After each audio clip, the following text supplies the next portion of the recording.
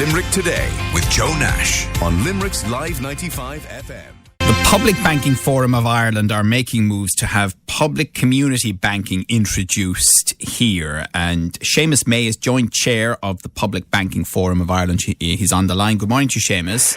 Good morning, Joe. I'm a bit confused. Is this not what credit unions and post offices do? Well, it certainly could be what they do, but it's a long, long way from what they do. You know, in Ireland, our post offices and credit unions have been severely restricted, hampered, in fact, in their development by government policy, which has been run through the central bank for decades.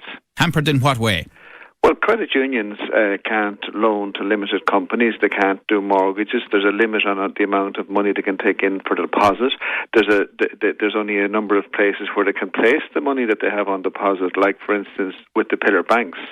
The credit union movement and the post office movement certainly could be turned into the model that the Germans used, the Sparkasse model and the community model in Germany.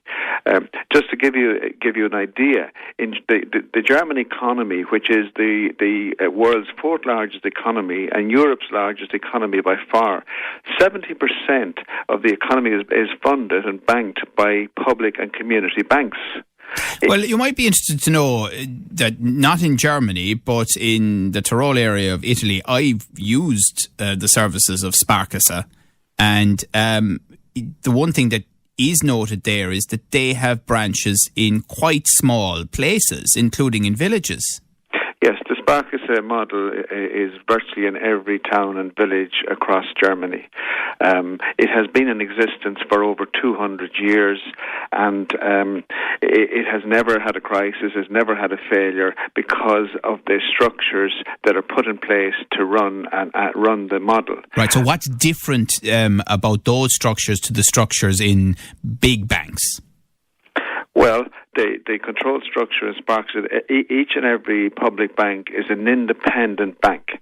It's set up to ensure that the local region in which it is located thrives. It lends locally to local business, and it also, rather than being profit maximising, obviously it makes some money because it has to remain efficient, and it also invests money in community projects. So it's very much a community-based right, but does it not suggest that there are still some restrictions on it? No, the only restrictions on the Sparkasse model is self-imposed restrictions. For example, there's no lending. The lending is solely to the productive economy. There's no speculative lending. There's no securitization. No private shareholders. No bonuses, and no obscene CEO salaries. That's the difference. Okay, but they would hand out mortgages that would be pretty hefty, right? The Sparkasse in Germany currently will do a 30-year mortgage with a 10%, with a 10-year fixed rate at 1.1%. Yeah, but what about the loans that they would hand out in order to pay for homes? In what respect? Well, the mortgage they hand out, the actual dough that they hand out at the beginning, obviously, like anywhere else, doesn't that leave them open to potential issues of loan default? Yes, it does. But I mean, the German economy has other rules and regulations, and we don't see the same level of speculation and credit creation in Germany as was the case in Ireland. But is there some of that not cultural, Seamus? Because in the German model, often there aren't as many people looking for mortgages in the first instance, and intergenerational mortgages are par for the course there. Well, I mean, you could say it's cultural, but really what we have in Ireland, if you look at... It is cultural, isn't it? It's the way they've developed, in the same way that it's a culture here for everyone to desire to own their own home and pay off their mortgage within that time frame. Yeah, absolutely. But over here, what we did was we had an orgy of credit creation. We drove property prices through the roof. I mean, we've literally destroyed our socio-economy, and we've done that through a very dysfunctional banking model, which is the banking model that we have today, and it's a banking model that particularly the incumbent government, Fine Gael, seem intent on holding on to. And so practically speaking then, how would you introduce this community banking, and would it incorporate credit unions and post offices, Seamus? Yes, well, there's two approaches to this. If you look at the Irish banking model, the pillar banks Bank of Ireland, AIB, Ulster Bank, they have 95% of the market. In Germany, the pillar banks, Deutsche Bank and Commerzbank, they have 12.5% of the market. So there's a huge area, there's a huge demand for competition in the Irish market.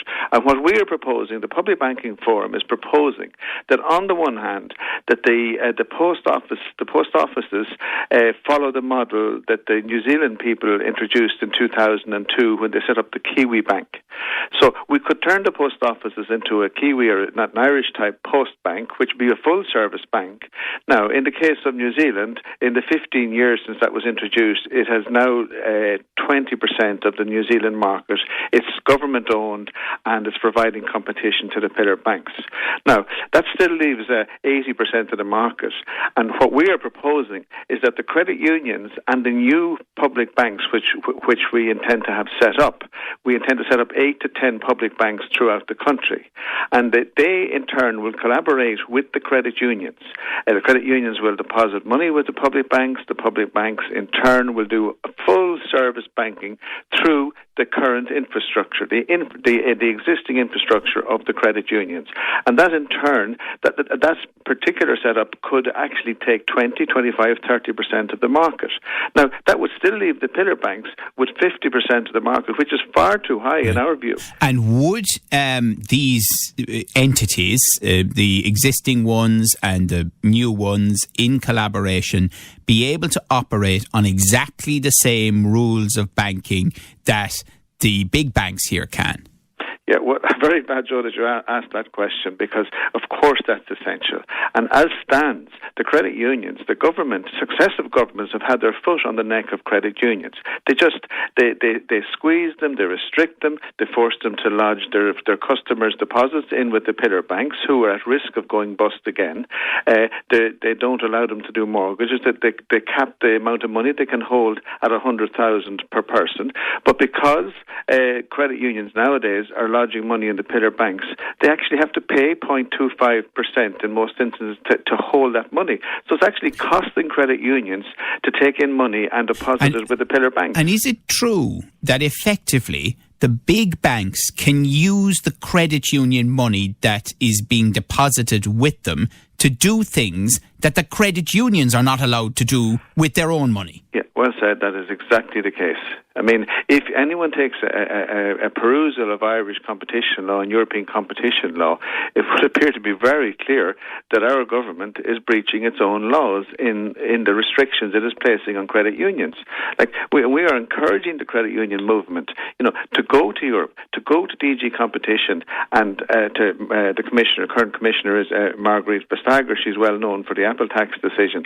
And we're encouraging the credit unions to go over and seek help in bringing some sense to our government, because this is urgent. We need to radically change our dysfunctional banking system. And do you believe, with the appropriate structures in place, as you said, the Sparkasse community banking model in Germany, that we won't end up with the same problems in community banks, credit unions, post offices, despite some of the publicity around certain credit unions around the country in recent times that we've actually seen in the pillar banks themselves? Yeah, absolutely. Look, that's why it's so essential that we exactly replicate the Sparkasse model. It's tried and tested, and it's over 200 years old and has gone through 2 world wars. And the media is very quick to jump on a credit union when something happens and there's some irregularity in it.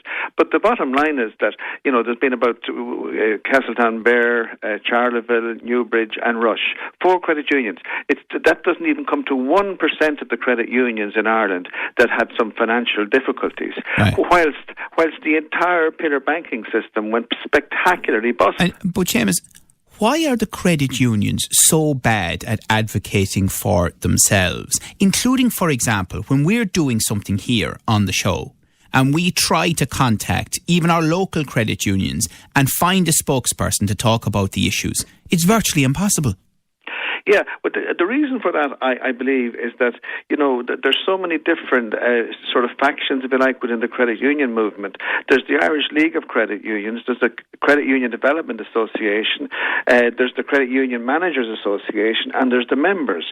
And, sometimes if you get used to doing something in a particular way, you actually think, well, there is no other way.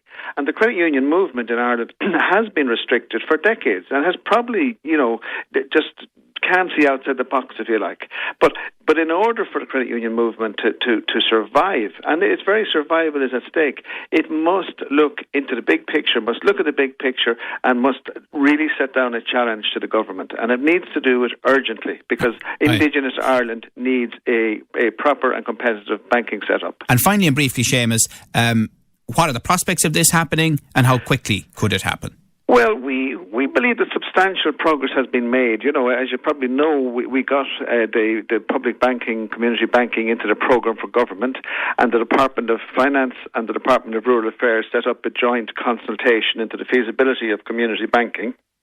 Now, we were among those that made the submissions. Their report was due out by the end of May, and there's still no sign of it. So we need to get their report out. We need to see what it says and counter it. And we continue to lobby and work very hard with the political system. And I have to say that the only party that's not on board with this radical change that is required is Fine Gael. Now, that said, Fianna Fáil is not all on board, but there's a growing number of Fianna Fáil people getting full square behind the introduction of community public banking.